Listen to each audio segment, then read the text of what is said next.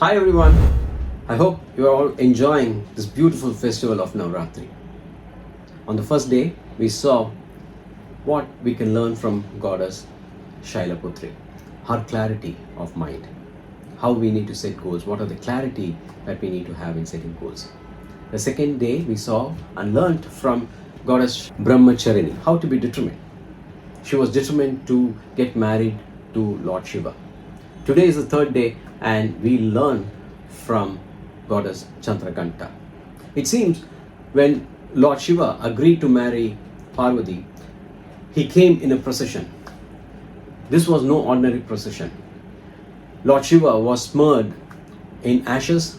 He had snakes around his neck and the procession had ghosts and skeletons walking along. It was terrifying. That procession was terrifying. Seeing this, relatives of Parvati started feeling terrified and started fainting. This was no ordinary procession. It was very, very, very terrifying. Looking around, seeing the situation, Parvati thought it would be very embarrassing for Lord Shiva and her own relatives.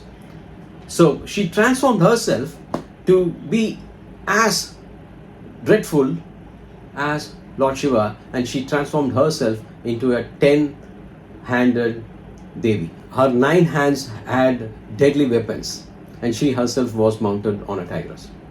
In that form, she approached Lord Shiva and requested him to transform himself to a noble form. Lord Shiva agreed and transformed himself to a very handsome looking bridegroom.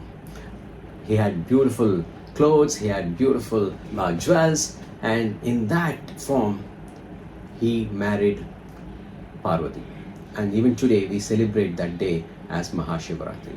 So the theme today is transformation.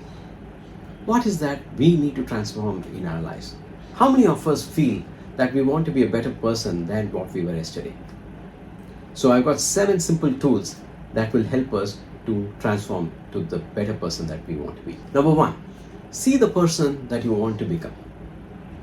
Imagine yourself like a sculpture. A sculpture is one who sees a stone and actually doesn't see the stone, he sees the ultimate form, that stone that he can create out of the stone. He starts every day sculpting that art that he has imagined in that stone. What is that image that you want to have of yourself? If you want to be fitter, you have an image that you are very much fitter, and you need to start imagining that and start working every day, sculpting yourself to be the better person that you want to be.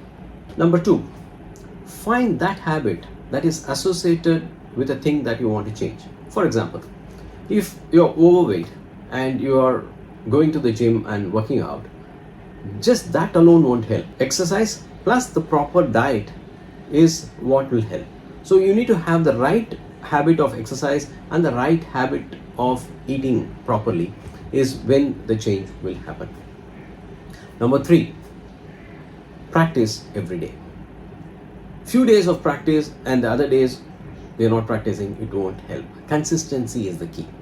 Practicing every day what you've set on to do is when the result will happen. Consistency is the key. Number 4, set realistic goals. I often find people impatient and say, I want to have wealth. And if I ask, what is the wealth that you want to have? Maybe 10 crores. And how much, by what time you want to have?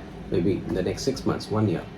Well, you need to set realistic goals and have smaller goals to get to the person or the image of what you have.